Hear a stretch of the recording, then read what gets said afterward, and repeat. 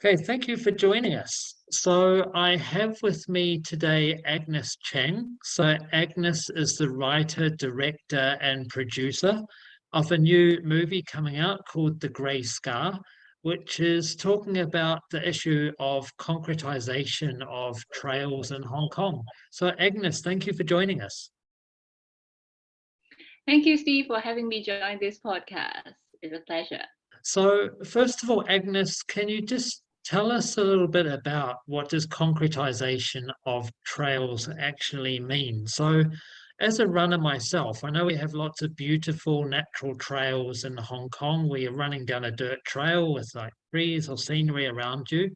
But then often you'll come to a part which is like hard concrete or going up and down stairs. Often there's solid ones or ones where like there's a concrete front and sides, which is then eroded in the middle. So can you tell us a little bit about concretization? What does it mean and what do we see in Hong Kong? Mm, Sure.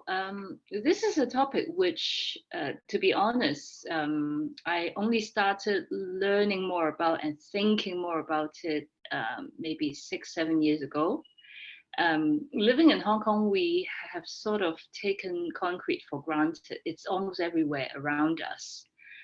And but then the thing about Hong Kong is no matter where you live, because Hong Kong is so small, usually if you travel for maybe less than an hour, you would somehow be able to access some of our trails already, or country parks for that matter. And so once you enter the country parks, you start to realize, oh, it's not concrete anymore. It is probably some trees, some natural dirt paths, stones, which are very different from our urban kind of environment. And then you start to wonder. I mean, it was after I started hiking for a few years, and I started to see how come this section changed a little bit from dirt path. Especially, I think Hong Kong Trail is quite obvious, the change that we have seen over the past 10, 20 years or so, or maybe the McLehos as well. We were seeing more and more of the concrete, and the natural bits were being eroded more heavily. So that was the kind of the setting for the whole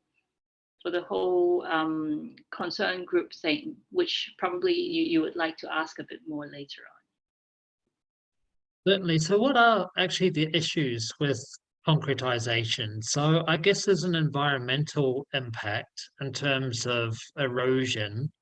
I mean, concrete itself is hard, but quite often you see broken bits and then erosion like next to it of the dirt, and then there's building it in the first place. But just running along it is, quite a hard impact for a runner physically as well. So, what do you see the issues of concretization actually being? Yes, it is a process which it takes some time to see the real damage, really. So, for example, if I take Hong Kong Trail, or even the Twins for that matter, or McLeod's Needle Hill section, you would see that the moment right after the concrete staircases have been built, it seems like it's very walkable. People can easily access the mountains with the stairs. But what they don't see is, number one, usually with the application of concrete, the trails have to be widened to make way for the concrete staircases, number one. And then after the staircases have been done, erosion alongside gets more serious because concrete is not permeable. So there is much more runoff along the two sides of the staircase. And then number three is what exacerbates the problem is that a lot of hikers actually don't like concrete staircases because it's very hard on your feet and ankles or knees. And then they start, especially with experienced hikers, they start to walk back on those dirt paths on the two sides, and exacerbates the erosion further. So that is actually a kind of a vicious cycle that you can see the damage after a few years, after the staircases have been built. So why does this happen? I mean, I presume there's certain government departments that build these stretches of grey scars along our trails. So why is this happening? I think initial thinking in Hong Kong is whether it's the AFCD long time ago or currently other government departments, whether it's Home Affairs or CEDD.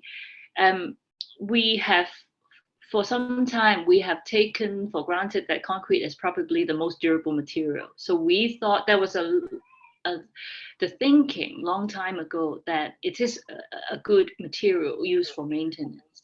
But until even AFCD in recent years have realized that this is not the most environmentally friendly or sustainable solution, then they also started changing their practice as well. And even Home Affairs, when they would actually consider a combination of different materials instead of purely just fixing the problem with concrete staircases. Okay, so do you think awareness is changing, improving? Um, it's going to take a long time still, I think. A lot of people still think that concrete is very convenient because once you've paved it, it is flat and it's very walkable. And I think for the not very experienced hikers, they tend to think that this is the safe solution. But then the experienced hikers would know that concrete can or should be used um, with some more thinking in mind. So for example, there is a purpose, especially when it comes to roads or trails. We understand that for villages, so if you go into country parks, very often it overlaps with certain older villages. And for people to move in and out, to move, especially to move goods as well, it does take some roads. I mean, we are not arguing against proper access. So villages need the access. But what we think is worth more consideration is number one, to what extent and how far do these concrete roads go into is the real consideration. There are certain parts of parts of nature that we feel that should be intact, especially in along some of the trails that have a longer history. We call those ancient trails. And it is a bit sad to see recently some of the villages, when they develop new village houses, they've decided to replace those ancient trails, part of those ancient trails, with concrete. And that is not only uh, it is not ideal from an environmental perspective, and it's also not ideal from a heritage or conservation perspective as well, because those have been built. A lot of the ancient trails have been built hundreds of years ago, and they are very precious parts of our heritage as well. Right. I think those concrete trails, usually the rocks with gaps in the middle where I presume the rainfall can filter through, but I see some areas as an issue where they fill the gaps with concrete, so then the water has nowhere to run off. So at least if there's some growing awareness of this in ASCD, I suppose that's a positive, but they don't carry out the work themselves, do they? They may subcontract to a construction company, and maybe their approach is to do the most easy thing. Yeah, there is always a question of jurisdiction, which is quite complicated, and it is something that we are still learning. So most country parks, I mean, most of the country parks in Hong Kong are under the jurisdiction of AFCD. And and to be fair, I think AFCD officials are quite knowledgeable with conservation needs and conservation or maintenance of country parks in a more sustainable way. So that's why you see, if you happen to walk past country parks in recent years, and if you happen to see repair projects being done, they are usually being done with natural materials. So that's the comforting part of it. The practices are changing, which is great. But then at the same time, along the green belts, so trails that are close to our country parks but adjoining the city, those places very often are under the jurisdiction of Home Affairs. And so for them, very often they would approach it from an engineering contract perspective, because Home Affairs is not in the business of conservation. They would approach it from cost-benefit analysis or durability or accessibility from the perspective of the public. And so the considerations then would be very different. Of course, then it is not to say that they are not willing to look into more environmentally friendly ways of doing it. With the Home Affairs Department, very often, even these days, they would be aware of the needs to consider different methods, different kinds of materials, but it will take much longer for other government departments to change their practices. But they are now, I must say that even for them, they are willing to listen to different opinion on the topic of maintenance and repair. Right. So you mentioned the concern group before, the concern group, to give it its full name, the concern group on concretization of natural trails. So that started a few years ago, and obviously a few people became increasingly concerned about this whole topic. So I know Stone Tsang is perhaps the most famous face behind the group, the elite North Face runner, which everyone in the community knows. So tell us a little bit about the group. How did it get started? Well, Stone, back in 2016, Stone was a friend whom I have met and talked to a few times at races, but everybody enjoys talking to Stone. He's like a legendary runner. And so I've been paying attention to his Facebook posts. And then I started seeing his posts about the Yunxun Ancient Trail, which is the trail going up from Chunwan, adjoining Taimoshan. And initially, I knew very little about that topic. And when I looked at the photos, I didn't get the picture, because I thought, oh, it looks like very smoothly paved, very good condition trail there. But then when you look closer, it is actually paved with stones, like marble, smooth stones, and some concrete.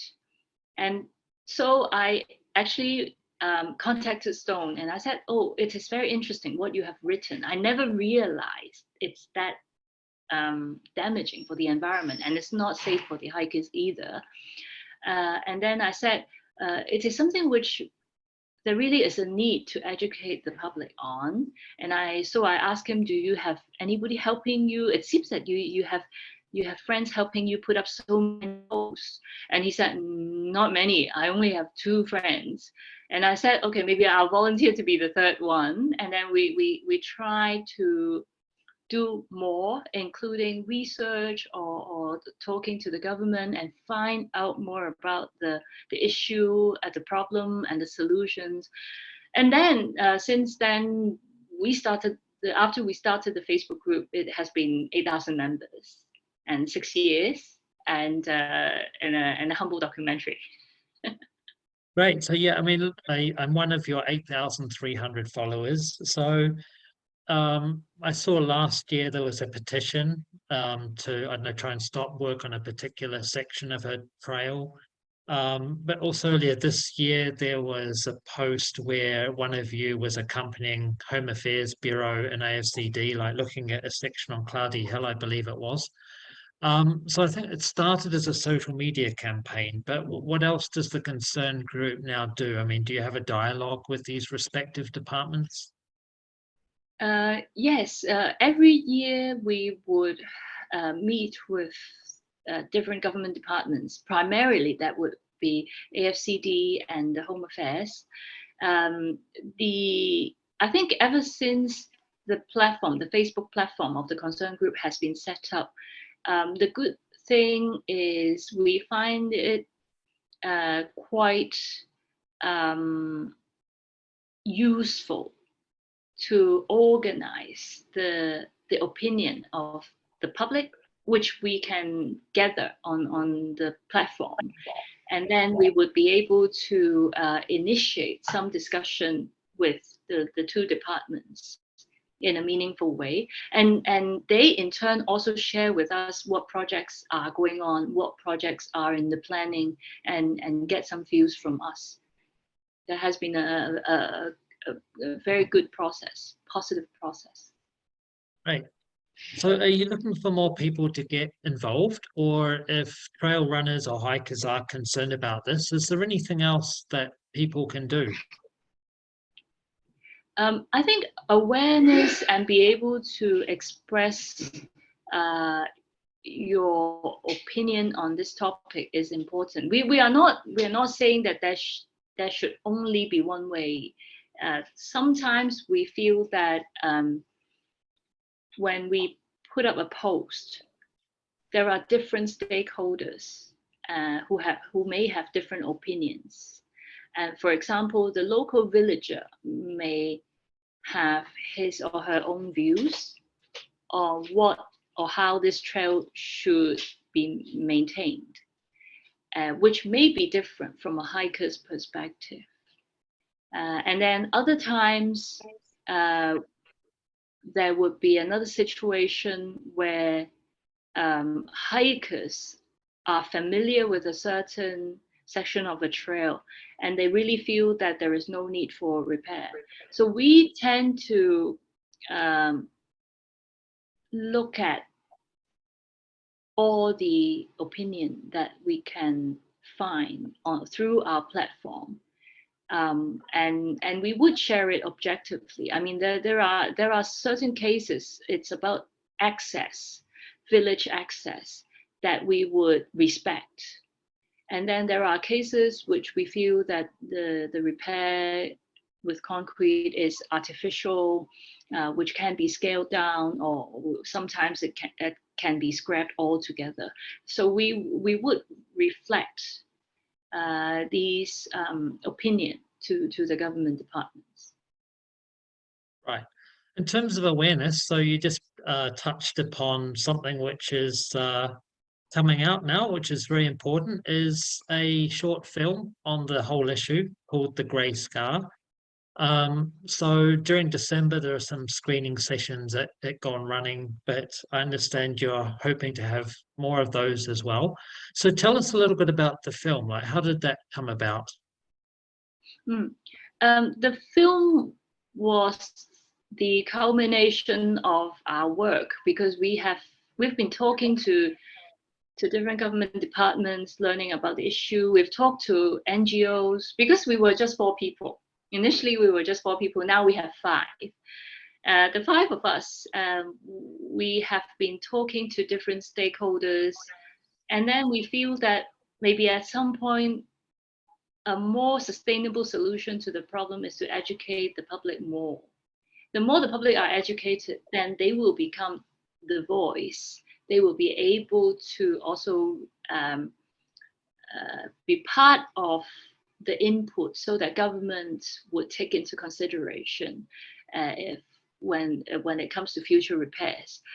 And so teaching the younger generation would be a much more sustainable solution, we feel. But in order to do that, we need some foundation. We need some materials. And I feel that since we've done so much anyway, maybe just doing a documentary so that we can actually talk to schools, talk to the younger generation, or even older generation if they enjoy watching this documentary. We are just happy talking to as many people as we can, so that people will rethink this problem. It is not just about walking. It is about the integrity of nature and the very long-term impact. So I don't want to spoil it for anyone that hasn't had a chance to watch the film yet. But without spoiling it, can you give us a little bit of a teaser about what's in the film? Mm. Uh, the story largely centered on Stone himself. So he has been an amateur trail athlete for 2 decades or more. And how he discovered and started rethinking about this problem was because the more he did races, and then he realized that certain places that he has been to, there's no such thing as concrete. You go to Mount Fuji, there's no such thing as paving concrete on the mountains because they believe that the mountains are sacred. They should not bring, we should not bring foreign materials to repair it. And so in the same case in Europe as well. And so started our effort in talking to the government, understanding the issue, understanding that there are needs on both sides, whether it's access or it's conservation, and then how we can do to maintain the trails in a more sustainable way. So the film's being released in December. How can people watch it? With great thanks to Gone Running. So with the new shop, they have kindly allowed me to use the space for my first 2 screening sessions. But thereafter, I'm hoping that with more demand, or if with more public interest, then I would be able to host more screening with maybe companies, with schools. It's just about spreading that message, spreading that story. The more people know about it, the better. But we'll be happy to share it on the Trail Runners Association of Hong Kong YouTube channel, I'm sure.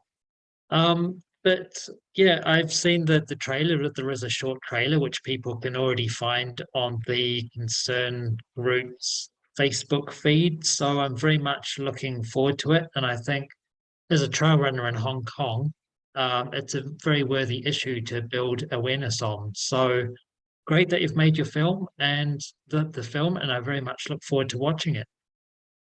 Yes, thank you so much, Steve.